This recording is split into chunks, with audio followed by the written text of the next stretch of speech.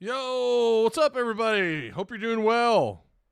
Appreciate you for stopping by. Make sure you like, share, hit the subscribe button if you haven't already. That'd be great.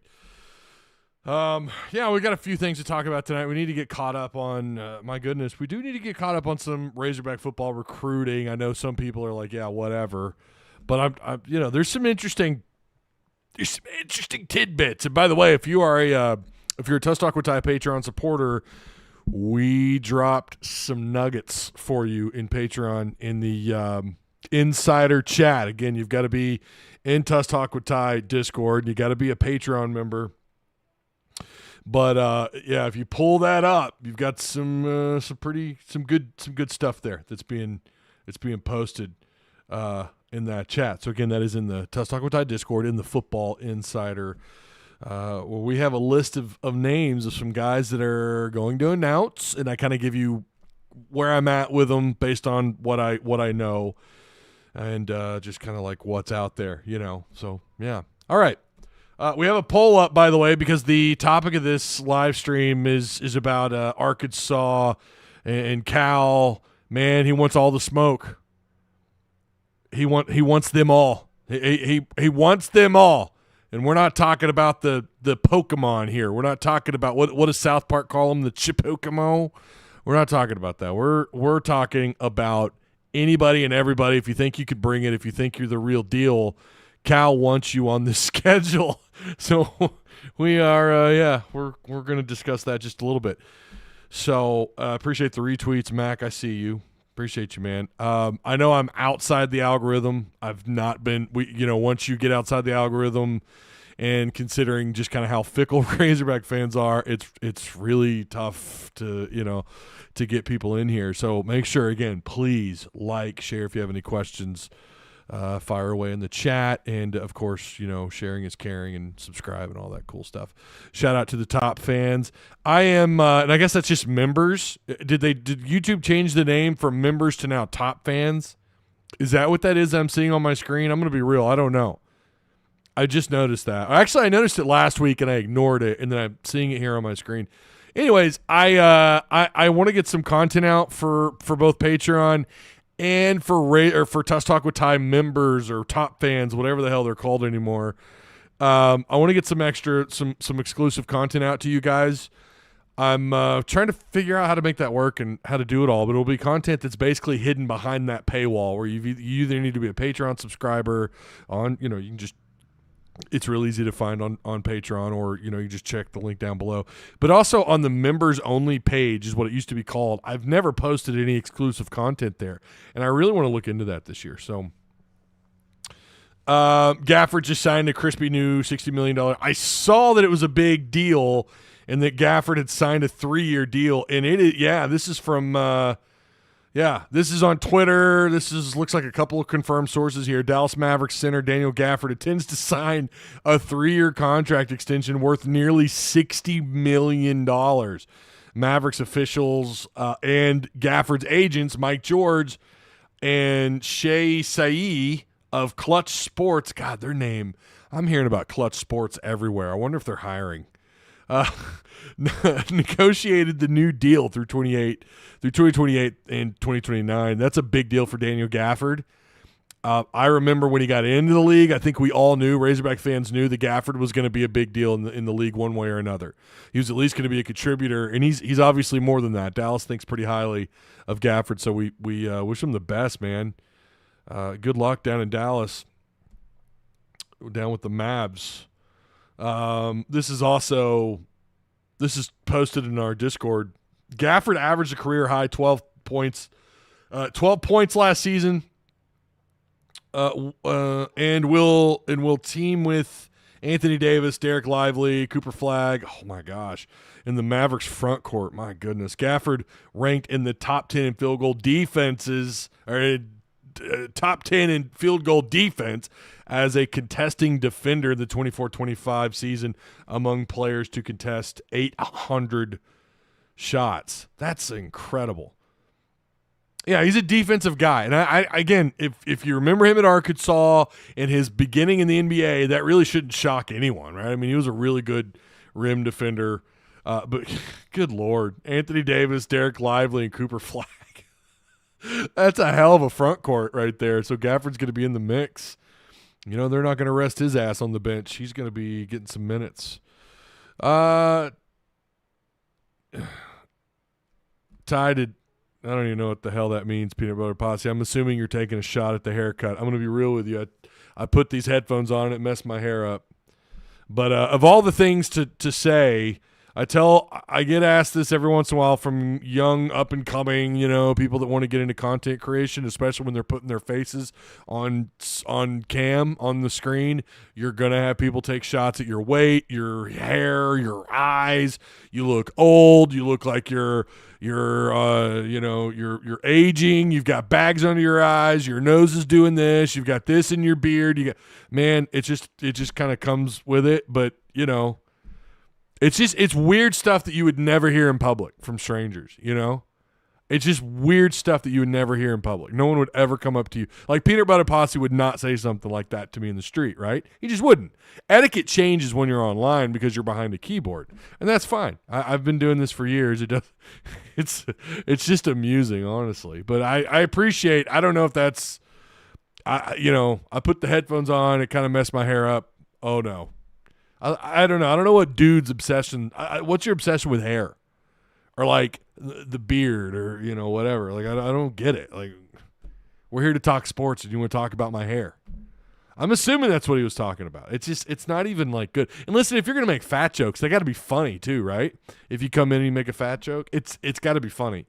If it's not funny, then you just look pathetic, right? Don't get as many fat jokes anymore. But hey, whatever. All right, Arkansas does something that no one else has ever done.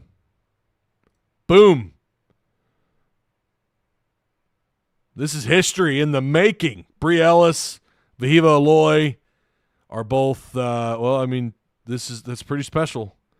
For the first time ever, they're the first program to ever win Collegiate Softball Player of the Year and the Golden Spikes Award, which we know the Golden Spikes it's the biggest award in college baseball. Arkansas's had 3 of those now.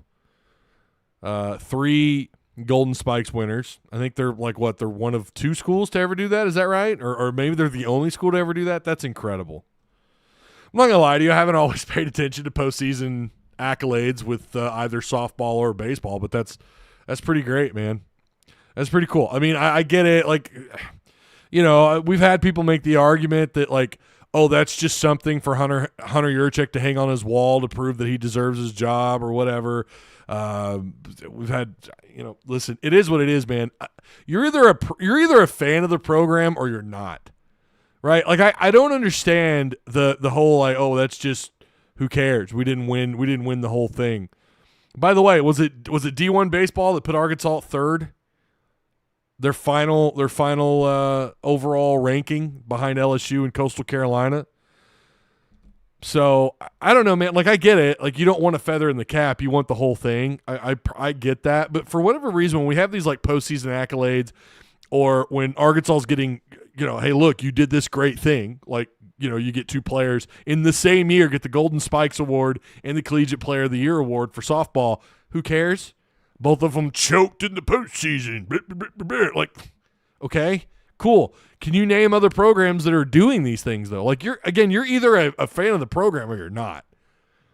I don't understand it. I'm not saying that you have to be satisfied with with finishing 3rd.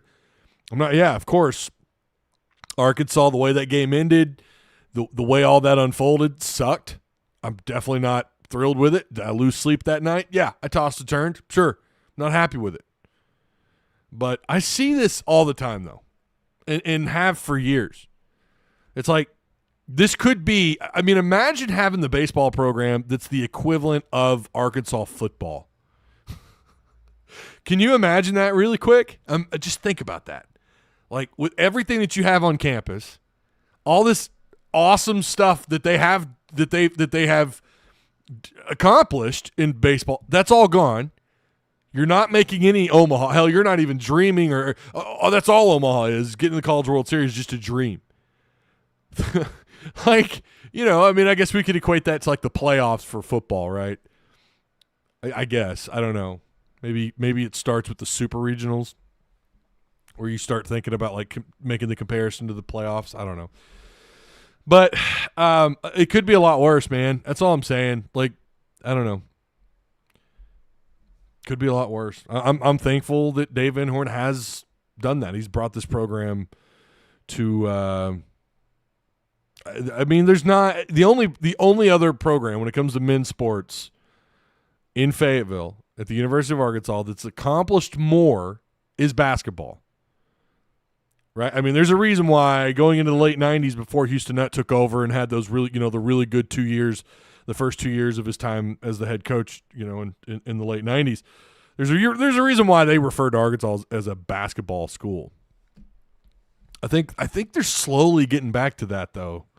I mean, yeah, if you're going to talk about like winning percentages, if you're going to talk about what's the stadium capacity and how much of that are you filling up, baseball probably. I mean, again, I've made that argument before that you could absolutely say that Arkansas is a baseball school. Like when you're known, even if you're choking, but when you're known for like Omaha is where you're supposed to be, that's where everyone predicts you to be. By the way, they're already doing that. There's already people putting out too early predictions. Maybe not all of them super serious accounts, but there are folks that are putting Arkansas back in the College World Series next year, right? Maybe you are a baseball school because of that. They're damn sure not doing that for football. I mean, right now it's like, hey, you win 6 games, at least you're making a bowl game, right? What's the baseball equivalent of that? Like, I mean, it's different, right? It's apples and oranges. I get that, but you know what I mean? Like the overall program reputation between the two is it's night and day. So I'm thankful that they have what they have on campus. 10,000%. Appreciate you, Brady. I see what you said in Discord. Appreciate you, man. Thank you. Kerper says your hair looks wonderful. Thank you. Lakers. Brady Lewis says Lakers need to get Gaffer to get Luka a rim running big again. Yeah. What's up, Arizona Tim? How you doing, man? Hey, Ty. We let's see. We value you on the content of your podcast, not on your appearance or your hair. Thank you, Tim. Thank you so much. I appreciate that. Wild West 70 says if not Van Horn, then who you gonna get? That's very true. Could be Misery. Oh my God, dude, that baseball program is atrocious. It is really bad. Mizzou is a joke in baseball. I will say, like basketball, it always feels like, oh, they're on the cusp. They're going to be better this year. And they still find a way to disappoint. I mean, if you're just looking at it from like an SEC standpoint, you want as many teams in the NCAA tournament as humanly possible. You don't count. And if Mizzou does go, it's like, well, they're not going to go far. The expectations just aren't not super high for Mizzou. Sour fans are just part of the curse, says E. Clay Thomason. Boy, that might be true. Hey, take the poll, guys. We got a poll. We don't have that many votes, but as you're coming in, or maybe you got to bounce really quick and come back, whatever, the poll may be gone. So take the poll. Hogs versus last year Elite Eight record will be. And again, that is it's a good little segue into the next part of this. Arkansas has scheduled. I don't think this has ever happened before. This is the 6. And I know we kind of touched on this a little bit last week, but now you add, look at this now. Auburn, Duke, Florida, Houston, Alabama, Michigan State, Tennessee, Texas Tech. This is absurd, man. Like this is just absurd. When is enough, Cal? Appreciate the retweets.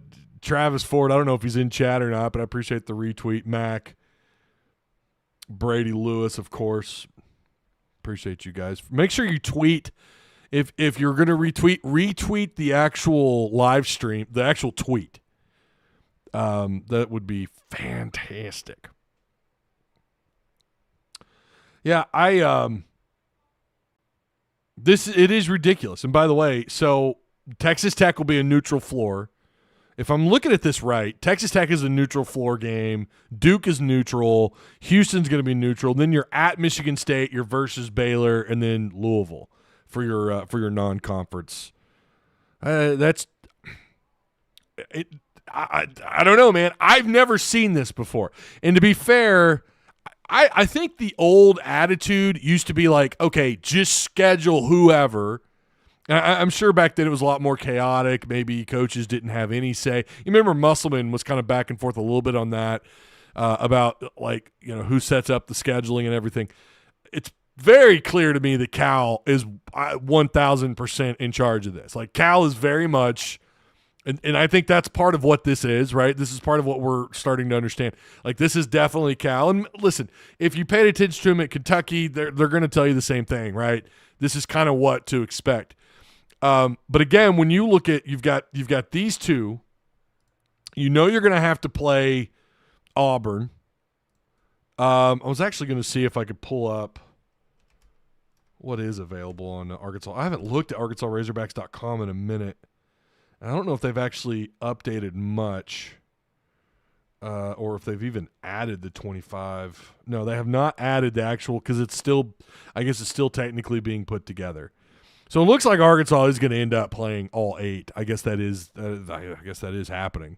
At the very least, you're playing for sure 6 of the 8. It's just absurd. So I think the attitude towards the non-conference schedule before was like just whatever. Let's schedule. It doesn't really matter. Or maybe it did, but it was difficult. It was more difficult to navigate.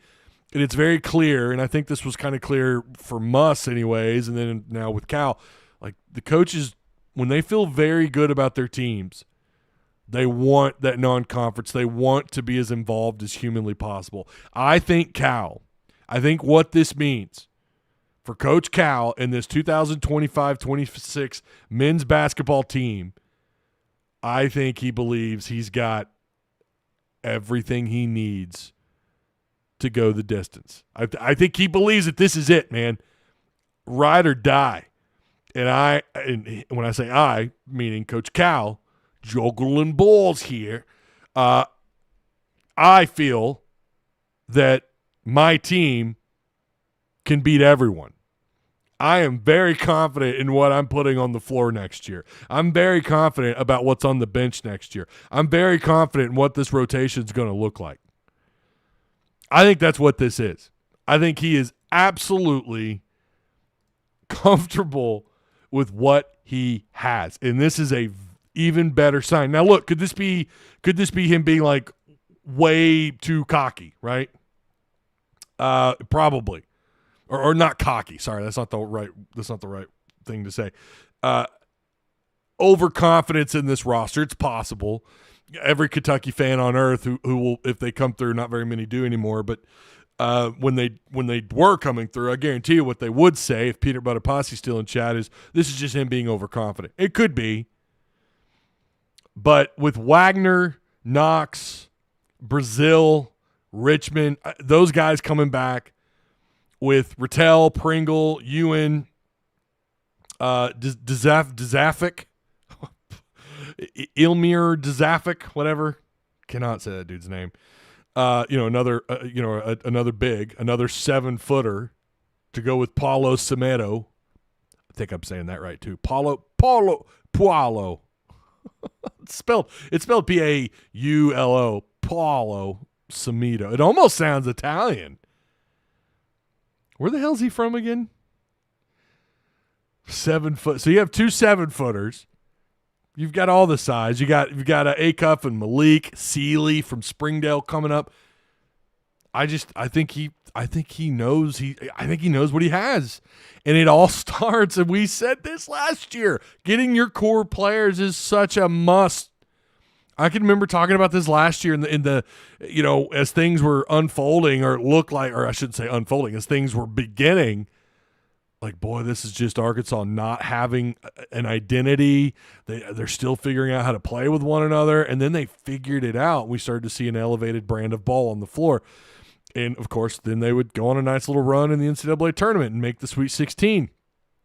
So you got those guys back. Adu Thero, who's possibly looking at going in the second round. That draft is coming up. The NBA draft is coming up very soon. I don't think he's going to get taken in the first. I think he's going to slip. That's another one that's like, yeah, he should have returned. Adou should have come back, but it is what it is. You got Knox back. Brazil staying put. Brazil ended up, again, we've been over this and we'll talk about it a bajillion times until November, but the way Brazil and Knox and Richmond ended the season, I think that, and then you're able to build around that. It's just, damn, I feel like we said this 2 or 3 years under Musselman, right? God, I can't wait for next year. It's good to have that feeling, isn't it? Like, you could be as mad as you want about the way things ended with baseball. And this is the other weird thing that I'm struggling to wrap my brain around. If baseball loses and yet they go on this incredible run, they only get knocked out by the team that would win the World Series, by LSU. It's the only team that apparently could beat Arkansas in the postseason. Arkansas is considered they were the highest seed remaining. They go 2-0 against the non-cons in the College World Series, and they get knocked out by LSU, and it was a fluke. Very rare occurrence by this Arkansas infield, the number one infield team in the country, or top 5 at the very least. They get knocked out. Dave Van Horn, there's no chill from Razorback fans. There's no chill. They're over it. This is why I don't like baseball. This is why I'm not even a casual. I hate baseball. Dave Van Horn sucks. He needs to get fired or needs to retire, whatever. But then, we were freaking out. People were freaking out. Musselman, we saw the kind of year that he had, and yet I guarantee you, had he returned for a 6th year, we would have been excited for basketball and all would have been forgiven. And the same thing with Cal, right? Like, he gets to the Sweet 16, but he gets eliminated. They get out-rebounded. Tack just does whatever they want, and yet we're sitting here like, oh, God, we're going to be great again. We're going to be great again. The expectations are Elite 8, Final Four, maybe a natty. Maybe a natty. Look at the schedule. Look at this. He's so confident in what he has. Baseball's the same. Baseball might even be better next year. And we're like, nah, I'm over it. I'm over it. And I can guarantee you, I read the comments. I read Twitter, X, Facebook. I read the comments after Arkansas lost to Texas Tech, or after Arkansas was eliminated. I saw it. Next year, they're going to be back. I mean, yeah, there were pissed off fans. I'm not saying there weren't, right? There were definitely some pissed off fans. I'm not denying that. But it seemed like there was more like leniency for Coach Cal, or even for Musselman when he was eliminated in the tournament. He makes 3 straight Sweet 16s, right? And it's like, wow, great, we're going to be just as good next year. Baseball is set up quite literally the same way, and even if the outcome's the same, it's like, that's a hell of an accomplishment. You hang banners at Arkansas not for making the tournament, but for making the Sweet 16, Elite 8, Final Four, or winning the national championship. That's what they hang banners up for. In baseball, you hang banners for Omaha. I mean, so I don't understand it. It's like a double standard. I can't figure it out. Why are we so forgiving for basketball, but then when baseball's going to have probably a top 5 in both recruiting and transfer, right? The hype and the excitement for baseball is real. It was this year, and it was. I mean, you don't go as far as Arkansas did in baseball and just kind of chalk that up to luck. No, you did that because you had talent. Arguably the best talent in college baseball, or among the top, right? Basketball is going to do the same thing. They're going to be similar. Maybe not the best, but it's going to be up there. You're going to have some first rounders off this depth chart. I'm just pointing out there's this weird hypocrisy that Razorback fans do, whereas like with basketball, look at us. We are foaming at the mouth, ready, and we might get the exact same. It might be Sweet 16 again, and it's like, I don't know. Are you looking at what they did last year successful? I am. Getting to the Sweet 16. Anytime you have a banner-hanging worthy season, I don't know, man. You tell me.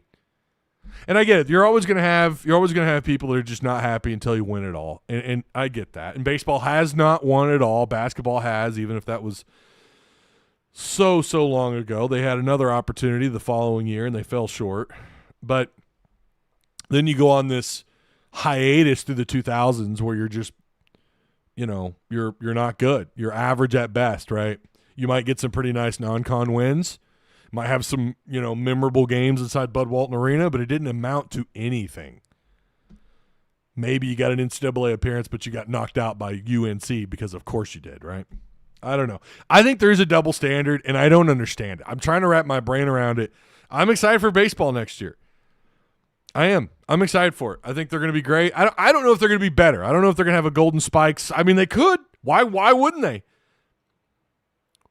Vahiva Aloy, God bless him, made a couple, there were a couple of times at that shortstop, where, he was very hesitant to charge the ball and turn the double play. I kind of wonder how that impacts him in the draft, but maybe the lights were just too bright that day. Overall, he was a really solid shortstop. There's no doubt his bat was where a lot of the hype was. He was a hell of a defender. He was a hell of a shortstop. I don't want to say otherwise. But anyways, congrats to him and I'm sorry, where'd it go? Well, my screen froze. Let me pull this back up. Yeah. Bree Ellis and Vahiva Aloy. My brain froze and my computer froze at the same time. But that was our first topic. But since we came back around and found a way to wrap the two together, I don't know. You guys tell me. Is there a double standard for baseball and basketball? Is there a double standard for expectations and how things unfold? I think there is, and it's weird. And I think some of that might have to do with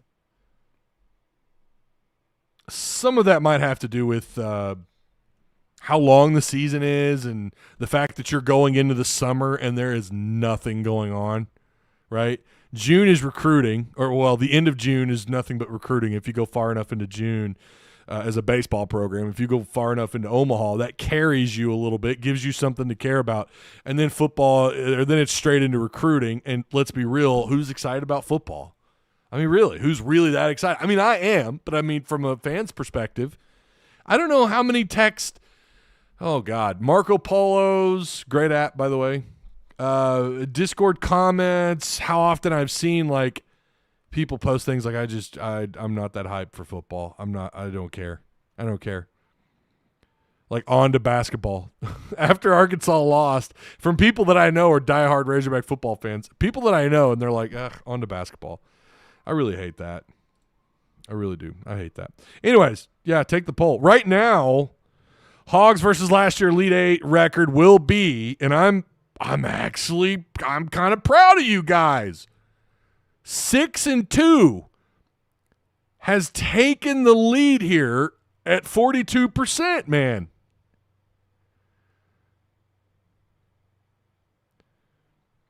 42, that's a reasonable. I think 6-2 is a reasonable record because you've got Florida and Auburn to add to the bunch. 8-0 is tied for 5 or fewer wins. 5 or fewer. Listen, if you won 5 of those 8, dude, you're doing well. If you're 4, okay, you've won 50% of those. Anything below that, you might be a little damn. Of course, it always depends on how good they are and how relevant they are.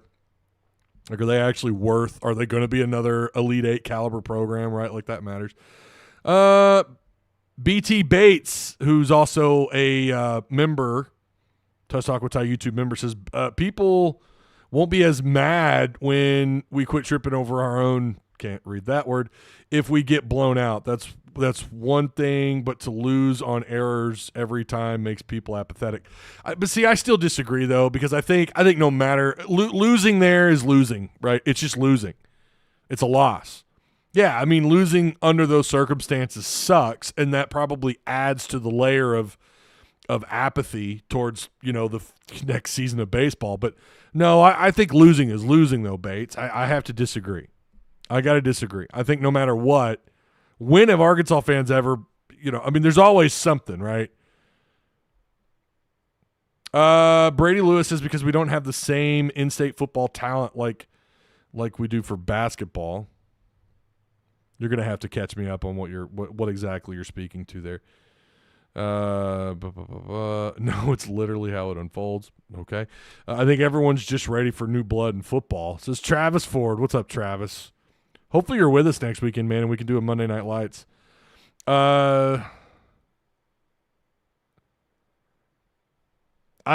Megan says, I expect success in all sports. Multiple 4-star athletes in Arkansas for football, and we ain't sniffing them for 2026 from Travis Ford. It's catching. It's okay. Yeah, that doesn't help. I'm not saying that that fans should be satisfied. Like the other way, the other way to look at this is you go as far as to making it to Omaha and you still lose. You've never won it all. Dave Van Horn's been there a bunch and he's not winning it. And maybe it's like this.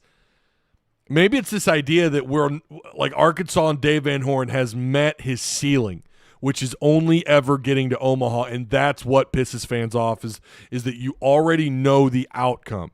I still would say but then if you're good enough to make it to Omaha, then there's a possibility you could still win it all. If you're good enough to make it to Omaha, there's a possibility you could still be good enough to win it all. Doesn't mean you're going to. I think that's really what it is. Yeah, dropping the foul ball and the errors in this game against LSU is like it's salt on the wound. I get that, but I think at the end of the day, I still think it's a double standard. I think losing in baseball is different than losing in basketball for fans, and it is absolutely a double standard. I mean, let's look at it this way. Like, what if Arkansas was making the Sweet 16 and Elite 8 every year? How would fans react, right? I think that's the experiment. That's what we would like to get to that point and that level of respect. And if you're doing that every single year, you're a blue blood because you've already won the title, right? Everyone says that's how you do it. Apparently, if you won a national championship, I hate that argument, by the way. If you won a title in 1952 in a sport, and maybe you just recently come back around to being decent and you're making tournament runs, all of a sudden you're a blue blood. That is a silly argument. I don't agree. When I have Hall of Fame coaches, I expect to win it all. If only it were that simple. Ask Florida State. I'm excited for football. I can't wait for the meetup. Yeah, football's going to be – I'm excited for football. I'm a junkie for the sport. I'm excited for football. I am. I know a lot of people aren't. I actually have finished and I showed it to mods, and I'm going to publish it in Discord and probably on the Patreon chat if it'll let me, or not the chat, the actual site. But I have finally finished my player tier scale. And I got some one of the mods kind of gave me a pretty good little some advice as to what, and of course I can't find my entire list, but I've got it done. It's finally done. I've been working on this thing for months trying to figure out how to make it work right, how to make it make sense. And that's still going to be a struggle, and it still needs a little bit of a little tweaking here and there, but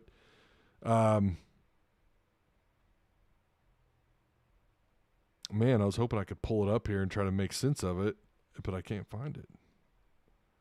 Anyways, I have it, and I'm excited for it. I'm excited to unveil that for you guys to check out and to kind of get an idea of what it is I'm talking about with this poll. But essentially what it is it's a tier of player scale, right? Like you have playmakers, or let me break it down for you really quick. At the bottom, you've got depth chart fillers, right? Impact starters, A and B tier. Playmakers, A and B tier. Difference makers, A and B tier. Now, a difference maker, A tier. Who do you think would be an A tier difference maker at Arkansas? I can think of one, and he comes to mind, and I think he's on everyone's mind. And yes, it's the two-time Heisman, or runner-up Heisman finalist Darren McFadden. That's an A tier difference maker. So I'm gonna try and get that, figure out what little tweaks I need to make, take in what I think it was the other Mike who pointed something out that I could try. making it like make a little bit more sense. But I like this tier thing that we're doing, but I can't wait to do that. I'm going to get that published and let you guys see it. Again, make sure if you're a Patreon supporter, I'll probably post there first. Probably what will happen. Let's scroll down here. Also, what's weird to me is that the baseball tournament is by far the most random in who wins it all compared to football and basketball. God, it is. It's something just happens when you get to Omaha. And it kind of goes back to maybe I don't know if reseeding would actually help that or not. It's just a mess. Once you get to Omaha, it feels almost like it's a mess. I don't know. LSU has a pitcher breaking 101 almost every fastball. Do we have that? Wiggins, this is Jeremy Robertson. Well, one pitcher, he can make a big difference. When you're playing in a 3-game series, you got to have more arms. And it felt like, and that's what's sad about Arkansas baseball, is you felt like you had it all. That's what's so just disappointing. We won, let's see, Jeremy Brigham says we won a bowl in football, Sweet 16 in basketball, Super Regional in softball, and College World Series in baseball, and we still aren't happy. Jeremy, thank you. Can I pin this comment here? I mean, I don't know. really sure if you wanted to put in like a definition for apathy, this is a good example of just how to put it on display for everybody. You're not winning titles. You're not winning national titles. All right, that sucks. You haven't done it in basketball since the mid-'90s. You haven't had a shot at doing it in basketball since the mid-'90s. Well, you can make the argument.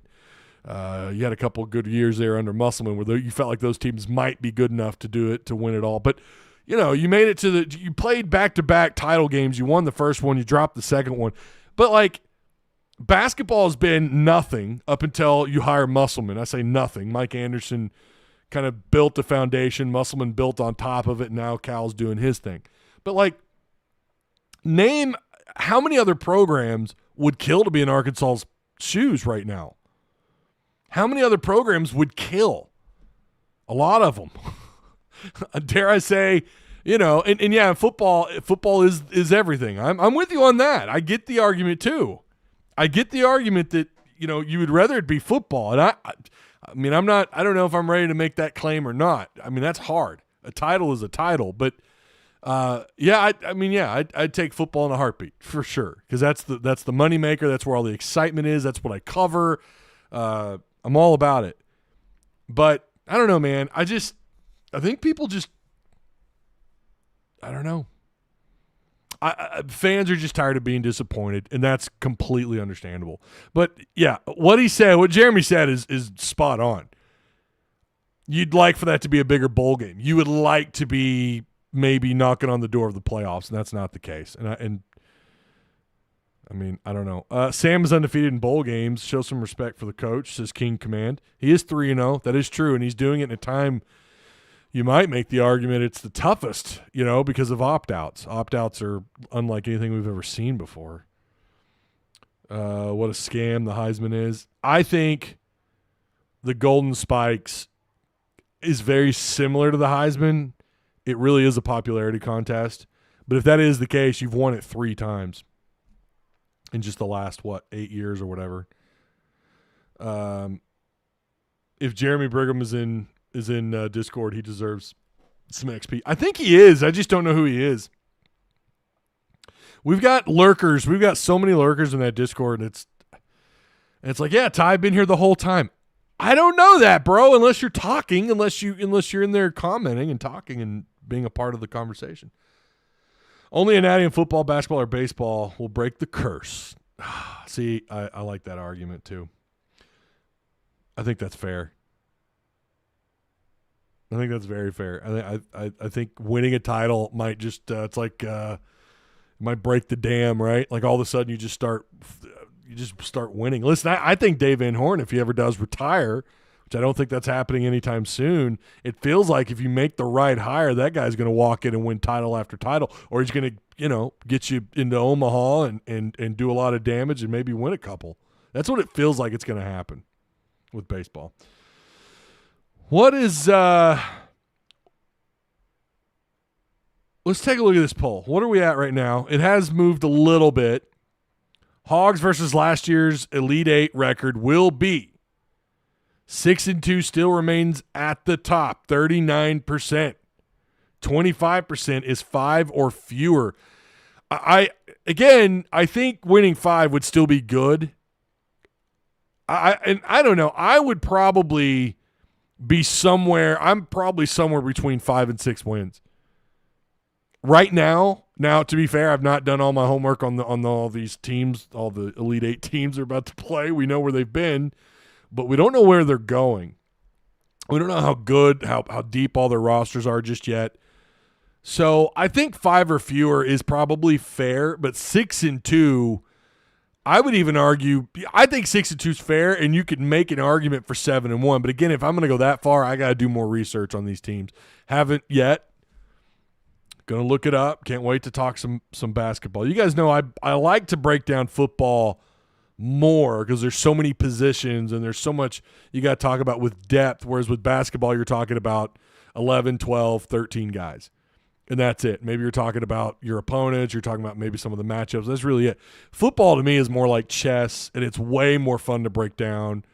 But I will start, I'll definitely start doing my homework on basketball sooner this year than I probably ever have. I mean, that tells you how excited I am for this team moving forward. Cal breaks the curse of the season. It says Wild West. Yeah, maybe. I'm not going to say that winning a title is that it's out of reach. I'm not going to say that. Football is what broke our heart.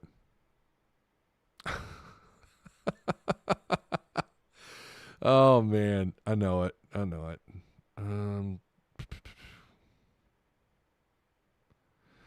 BT Bates says, I'm tired of all shucks. I don't know what to do. Here's the thing I will tell you guys.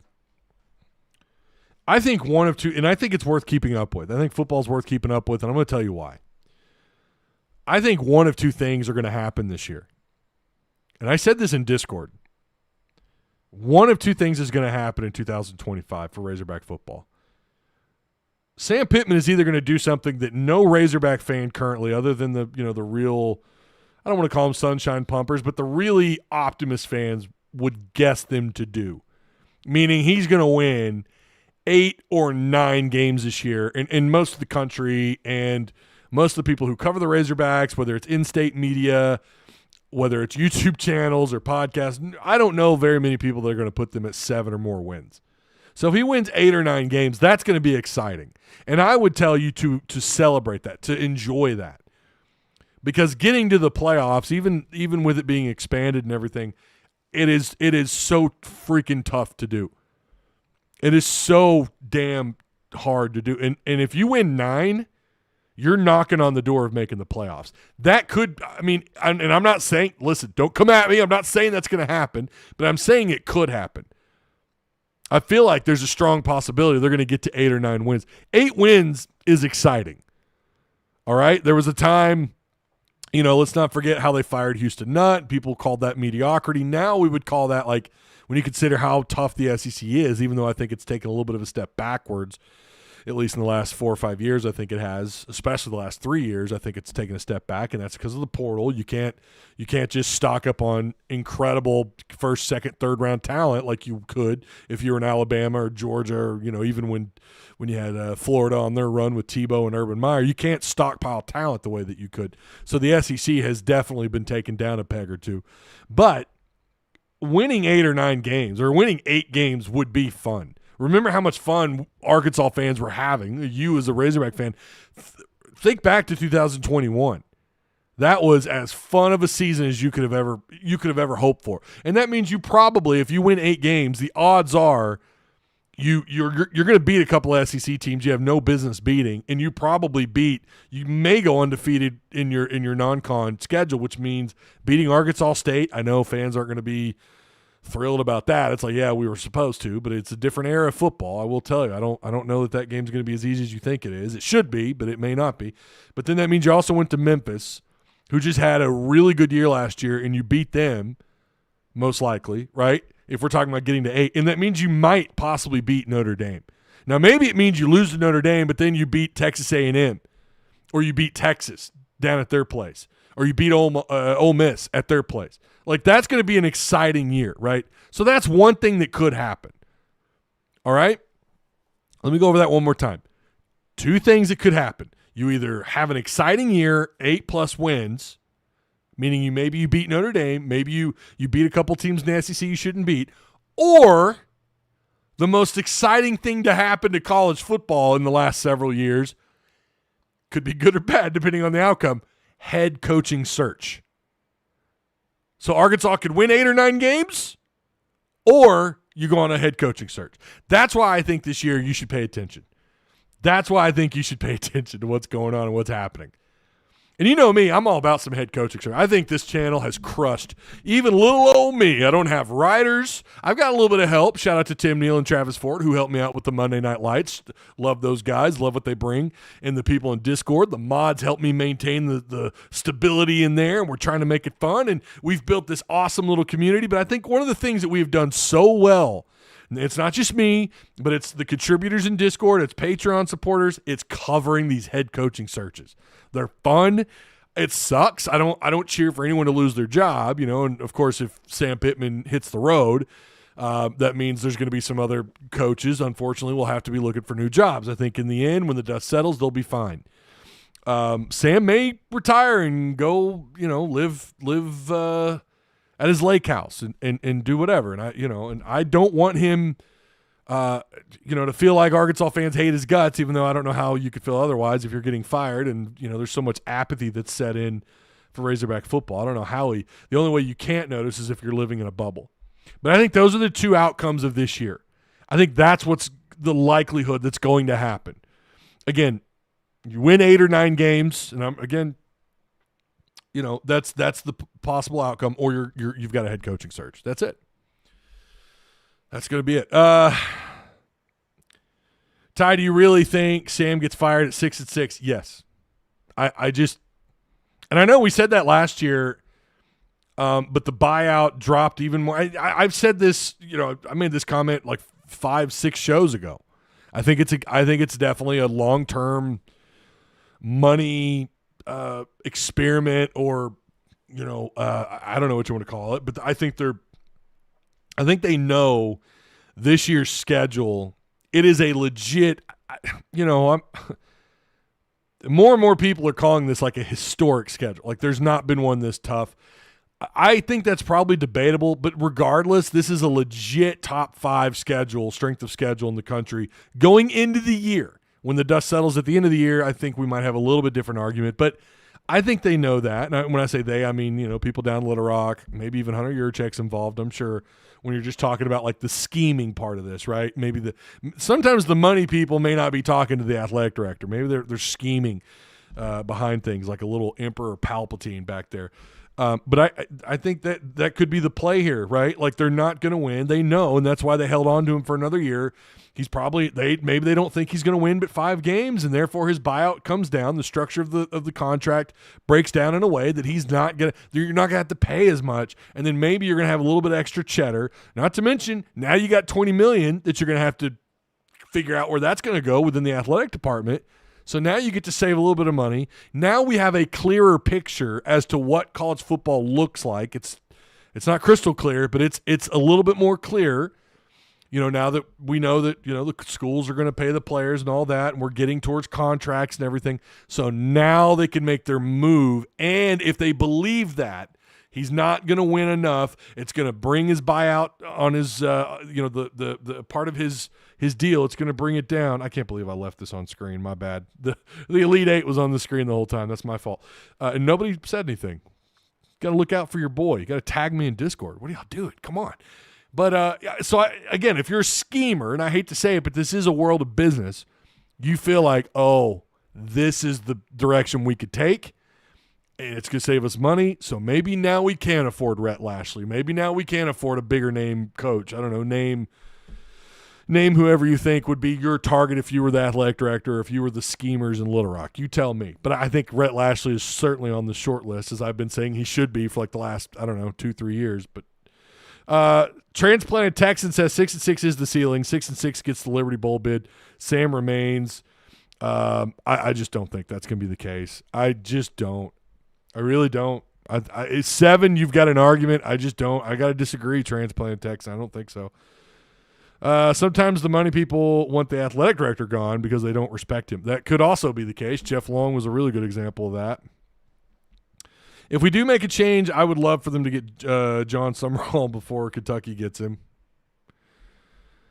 Jed Fish goes to Florida when they fire Billy Napier. Boy, you talk about another program, another coach that's might be up against it. I don't know. It's weird. We're all in on DJ Lagway, and Lagway is a good quarterback, but 247 has us with the 3rd toughest schedule in the nation.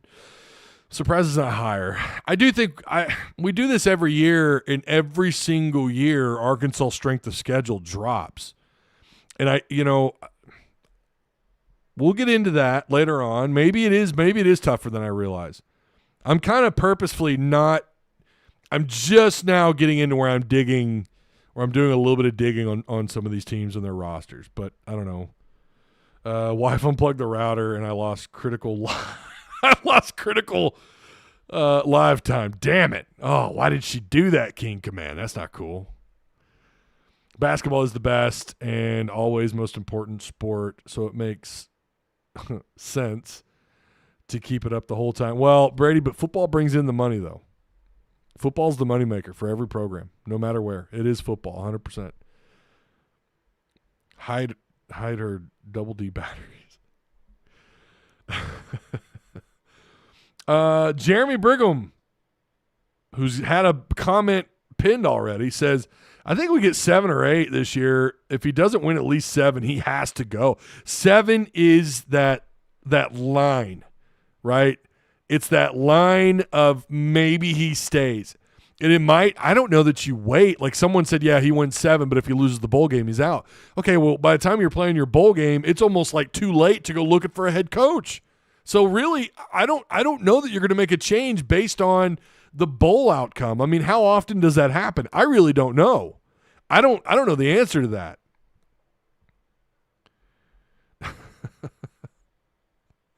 Oh, your wife's name is Alexa, or are you talking about like Alexa? Like, hey, Alexa. If Sam respected fans, he wouldn't block them on X. Boy, oh boy, we're getting into the Sam Pittman talk. Let's talk really quick. Last thing I wanted to talk about was recruiting. And I'm going to tell you guys something. This is the most top-heavy recruiting class. And the craziest thing is they're not done. And again, if you are a Patreon supporter, there's something that could happen, and it could be good. It will be good if it happens. Again, go check it out. But we have some announcement dates. I don't know the exact date. Victor Lincoln Jr., 6-foot corner, 175 pounds, out of Lancaster, Texas, is supposed to announce sometime in July. I don't have an exact date on him. J.J. Bush, the 4-star linebacker, everyone's after. A bunch of offers. Again, I give my thoughts on that situation in Patreon chat, but he's going to announce on July 2nd, Isaiah Washington, a 6'1 DB, 6'1", 170, roughly about 175 pounds. I think he's supposed to announce on the 4th of July. I don't know if that's right. I may need to double check that, but I guess he's gonna celebrate Independence Day on with a commitment somewhere. Arkansas and Tulane are believed to be at the top, and then I think it's pronounced Kemian Henderson, the 6'4" receiver. A lot of people like this dude. He's recruiting. I don't know if it was like a late blow up for him. 6'4", roughly 6'4", 6'5", about 190 pounds. He's supposed to announce on July 5th. Arkansas, K-State. I want to say Cincinnati's in the mix. I could be wrong, but he is. This. I like him a lot. Henderson's interesting target, and I think the odds are, I think they're on Arkansas' side at the moment, but that could change. So I'll give you that one. You're not a Patreon supporter, but I'll give you that one. I like where Arkansas is at between I think it's Kansas State and maybe Cincy is the other school that's involved in his recruiting. But he is from Carthage, Texas. So, again, 6'4", about 185, 190 pounds. On 3 has him at 185 pounds. So, yeah, there you go. There's your tidbit. Is it a top-heavy class? Yeah, right now it's ranked 17th, both overall and the 247 composite rankings. Bryce Gilmore, big time. I'm going to tell you guys, Gilmore might be one of the best offensive line prospects Sam Pittman has had committed. He's a top 200 player. He's a 15th overall player at that position. He's a top 30 player out of the state of Texas. I mean, come on, man. You don't get much better than that. Colton Yarbrough, I know they're really high on him. I had heard a while back there was a real push on him from someone. I can't remember who the other school was. I want to say it was Georgia had gotten involved. Or Georgia had offered him. Maybe they backed off. I don't really know. 6'5", 242 pounds. California was involved with his recruiting. But Deke Adams, if he can keep him on board, that's going to be the thing, right? With Sam moving forward with this recruiting class, I think it's top heavy as hell. There's some guys that I like that maybe don't have the 4th star. There's some promise here. Dalen Green comes to mind. I like him a lot. I think this Copeland kid, the kid out of Georgia, I know they're really high on him. There's some players here that maybe don't have all the stars next to their name that feel like maybe a diamond in the rough, but overall, it is a very top-heavy class, and that shocks no one. And again, that kind of feeds into while I might be confused about the lack of hype around baseball going into next year, it is fresh, right? This just happened. We just got eliminated. Yeah, we're not super thrilled about that. But, I understand with football where the apathy sets in, and this is part of the problem. They're looking at – it looks like they're going to end up with about 25, possibly around 25 total commits for the class of 2026. And it's going to barely be a top 20 class. And then as we get closer and closer to December, they're probably going to fall out of the top 25, and it's going to end up being a 13th or 14th overall SEC class. It's going to be a 30th overall, 32nd overall recruiting class. And I get that, recruiting, as we talked about earlier, it's not as big of a deal as it once was. I can remember a time when even 3 stars would announce on Twitter, and our Discord would be going crazy. Oh, God, this dude, there'd be all this breakdown and excitement. No one really seems to care. But still, though, there's still apathy, and this is part of the reason. Yeah, all right, you grabbed some couple, 2-3 guys that have the stars, and you got some, again, 3-star U, and by the way, about 90% of college football could call their program 3-star U, but Arkansas seems to be the king of 3-star U, right? So right now, again, you've got 22 hard commits, and only 2 of them right now, according to 247, are unanimous 4 stars. I will say Colton Yarbrough is a really good pickup. Bryce Gilmore is a really good pickup. You're going to have to hang on to him. But we get why the apathy is set in for football. We totally get that.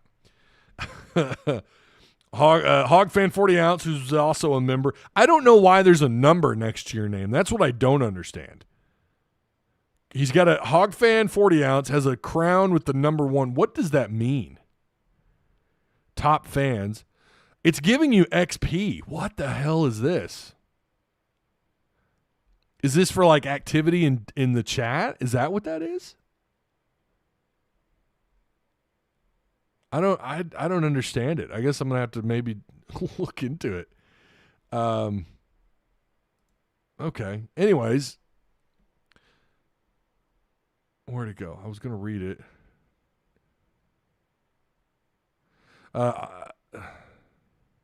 Okay. Then he Marco Rubio the press conference. Wait, what? So is Lashley the target, or is there better? Oh, you're talking about if they fire Sam Pittman. I don't know how Rhett Lashley wouldn't be target number 1.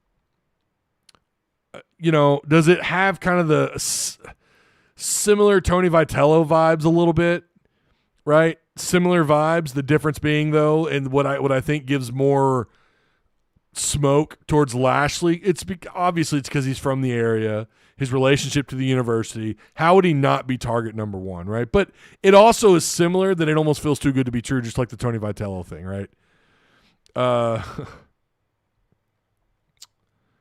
Yeah. I don't respect a guy. I just don't respect a guy who is the world's best recruiter, people, person, and offensive line coach. I don't know that anyone said he's the world's best recruiter if you're talking about Pittman. Offensive line, yes. He's supposed to be like real, he's obviously – and it helps when you're at a school like Georgia, right, who hasn't had a good line, a top class, and half the players leaving every year. No, I get that. Yeah. No, you're not going to get any argument from me. Like I I understand the apathy for football. That needs no explanation. I get it. But yeah, he was known as a world-class recruiter and evaluator of offensive line, of line of scrimmage guys. Not necessarily of all positions, right? Let's not act like he hasn't, brought in some great players, right? I mean, he's nailed some in-state guys. You look at Treylon Burks.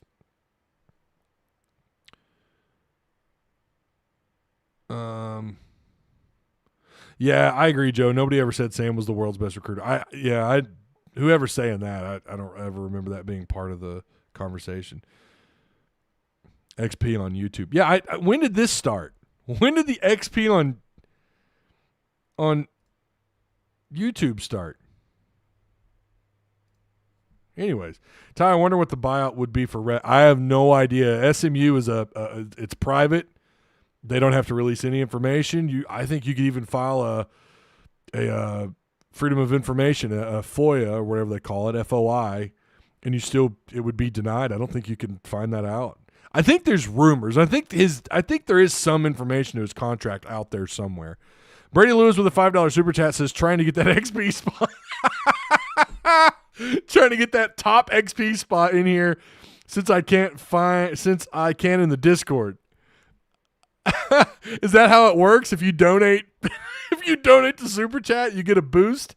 It looks like you have to be a member though, right? It just says top fans. I don't know. You used to have members, and now I don't see members anymore. I just see the crown with the number next to it. I don't know. Never going to happen. This coaching staff stays away from bringing former players in the locker room. Well, yeah. I agree. The relationship with former players could be a lot better. I don't disagree with that. Everyone said he was the best recruiter when we hired him. Again, Bates, offensive line. If anyone ever made the comment he's the greatest recruiter, I don't know. I know offensive line, that was his bread and butter. Obviously, he coached the position, put guys in the league, not just the first round, but first, second, third round. I mean, and yeah, it's easier to do when you're at a school like Georgia, but he did pretty well here too. YouTube lied to me. It said that that would raise my XP, but I'm still at 75. Well, it shows you at number 1 now. Yeah, you took the spot from, who was it? John Haas was in the number 1 spot.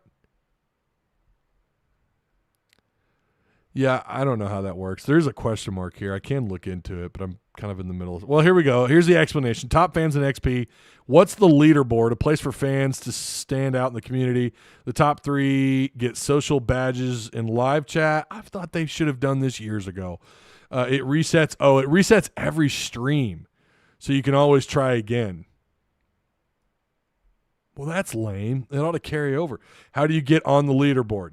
You'll need to collect experience points or XP. Here's how you get them. Send live chat messages, send super chats, and super stickers. So, yeah, that is how you do it. There you go. They're finally catching up to Discord. They're finally figuring it out. Yeah. King Command says, y'all act like Carmona isn't an All-American player. Now, to be fair, that's a transfer portal player. But, yeah. Yeah. Carmona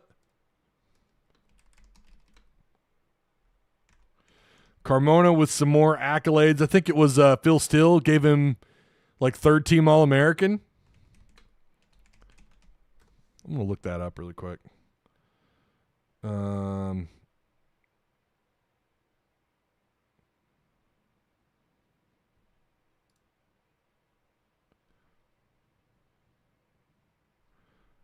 Yeah, I know they listed Cam Shanks. Cam Shanks, according to Athlon, has him as the this is Athlon magazine, preseason magazine. I usually get them. I get Athlon and I get Lindy's. Lindy's was brutal on the Razorbacks this year, by the way. Like, they had him in the 60s. And I'm sorry, no. The Arkansas is not the 63rd overall team in the country. That's wild. But Athlon has its preseason magazine, and they selected Cam Shanks, third team All-American as a punt return specialist. 5'8", 180-pound redshirt sophomore. We know he came in with Arkansas last year. Shanks, who's rumored to be like a low 4.4 guy. It looks faster than that to me. I don't know. I mean, if you would have told me like a 4.35, I'd believe it. He was he looks quick. You watch him on tape. So and Carmona, I think, was given Phil Steele third team All-American. Let me double check that really quick.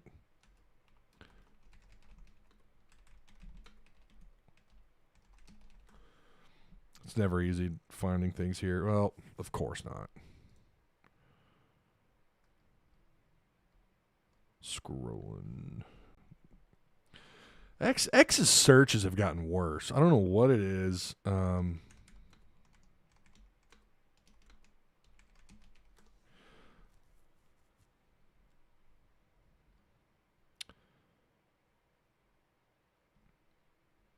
Well, yeah, okay. We'll just go to the Phil Steele website. Anyways, while I'm doing that, yeah, they definitely have Carmona deserves the accolades. By the way, I was told in Discord, and I don't know if this is real or not, if this is true, but Carmona is rumored to be the highest rated player on EA College Football 2.6. And I don't know how many of you. I will say we are going to do we're going to do another tournament this year. I wasn't super thrilled with EA College Football 2.5. I don't know that they've made a ton of changes to it. I don't think they have. But listen, it gives us something to do, and we get an accurate roster. Some of those were fun. Some of those games, it was fun to kind of keep up with, especially when we had a few people streaming their games. That was a lot of fun. I'm on Phil Steele's website. You know what? I haven't been to his website in a while. I'm not going to lie. I know he likes to hide things on his magazine. And it looks like that's going to be the case here. Damn it. Anyways, yeah, I know there's at least 2 preseason All-Americans, right? I think Carmona was given like third or second team All-American guard, if I saw that correctly. Carmona is our highest rated player in college football 2.6, if the list I saw is correct. Yeah, and it was like 86 overall. I mean, I'm going to be real with you. Carmona, his natural position is the guard position. I'm not shocked, but also, like, this is not a team that just went 4-8. I mean, they won their bowl game. They won 7 games from a year ago. It's just I don't know. Carmona, according to PFF, his numbers are not great on PFF. They're just not. They're not fantastic. They're not what you would want to see. And not everything carries from a school like San Jose State. And we talked about that last year, right, when they picked up Carmona. Yeah, he scored. His pass block grade was 68.9. And he gave up 5 total sacks at the left tackle spot. However, I think as the year went on, he got better. He started playing at a higher level. He was given like second or third team postseason All-SEC. I think 86. I don't know. That might be right, but that shouldn't be the highest rated player. I think Robinson should be. I think he ought to be like 88. The left tackle they got out of the portal from Georgia Tech. I think he's I don't know, man. Like what I heard, like what little I got to see. Great numbers. Hopefully they carry over from Georgia Tech. Now, the ACC is what it is, but I think he's going to be really good, though. His numbers really stand out, too, if you look at him on paper and if you kind of watch him play. So I'm pretty excited about him. I hope Blackstock doesn't start. That dude is super slow. He had a lot of issues last year, gave up a lot of pressures. Yeah, he struggled. Blackstock last year, let's see, he gave up 6 total sacks and 26 total hurries. Now, that's not the worst. Marion Harris, 6 sacks, 28 hurries. So, yeah, the offensive line last year had its issues. I think Taylon Green was pressured on something like 39 or 40% of his dropbacks. That's a lot.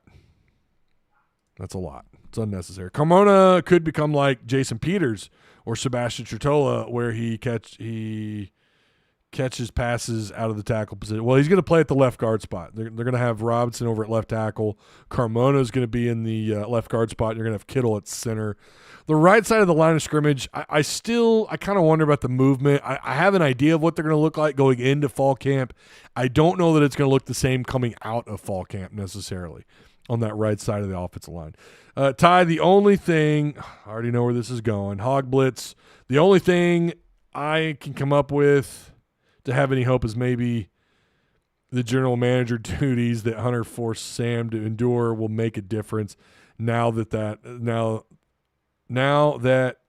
hold on.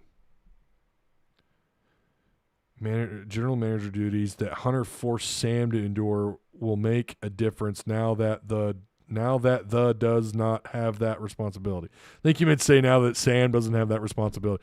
We'll see. He gets to focus on what's going on the field, and I know that was something Sam complained about. I think they waited a couple of years too long. I think they should have done that 2 years ago. Who was the best on sacks and hurries? Well, if you look at it, so Carmona gave up 5 sacks. Joshua Braun, his pass block grade is through the roof, and you're not going to have that back this year. He gave up just 1 sack and 5 hurries through 835 total snaps. Now, again, I tell you, I'm going to put together some Patreon and hopefully some YouTube member content where we talk about these numbers. If you're really a football nerd, if you're into it, you're still excited, even though last year didn't end the way you wanted it to. You lost to Missouri. You got absolutely scolded. You got curb stomped by Ole Miss and LSU, and things just didn't go the way you wanted. I get it, but you're still excited. You're still a football guy or girl. Looking at Megan, I want to produce that content for you, the Razorback, or even just the football fan, where we go into some of these numbers a little bit, what to look forward to, and all that. So you need to be a Patreon member for that. Don't forget the winner of July Patreon legendary status. The winners you got a shot at winning this bad boy right here. Autographed Corliss Williamson. That's a gold pin. See it? Corliss autographed that bad boy. So, yeah, if you want a shot at winning that card, you need to be legendary status. But also, here in the coming weeks, hopefully I can get to it this week and get some content posted. We're going to go into some more of these specifics. It might be something I only post in Discord. I don't know. As long as you're a Discord member, you'll be able to see it. So you might want to sign up for that and check it out.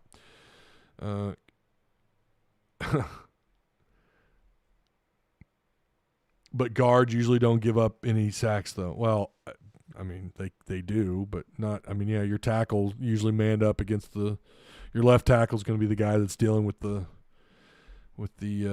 bulk of the pass rush. We were talking about your where the best pass rushing is at. It's that defensive end the left tackle's got to deal with. Can't get it from me. Yeah, there's 2 more. There's 2 other legendary status cards too, by the way. Kobe Hamilton autographed. Who was the other one?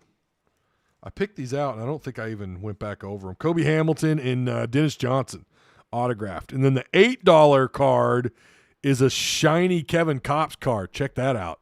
That's for the $8 folks. Get a shot at winning that shiny Kevin Kopps card. Nobody cares, Kerper. Our tackles have struggled under Sam Pittman. And listen, that is a very valid argument about the offensive line.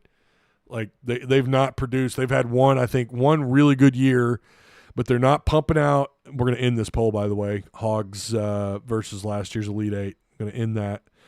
But that's something they have absolutely struggled with, right? Putting together a complete offensive line where they're pumping out NFL product. They're just not doing it. And that is, in my opinion, and when you look at the reflection of the offensive line that Sam has built over the years, more times than not, they are a disappointment, which should not be the case under a former offensive line coach like Sam Pittman. That shouldn't be the case.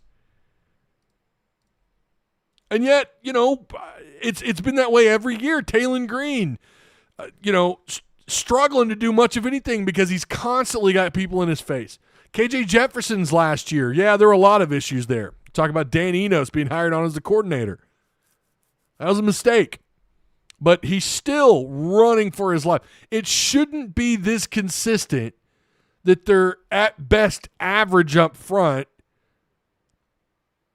At worst, quarterbacks scrambling for their damn lives. Like, it just shouldn't be that way. And that's one of the many frustrations you have with these Sam Pittman coach teams.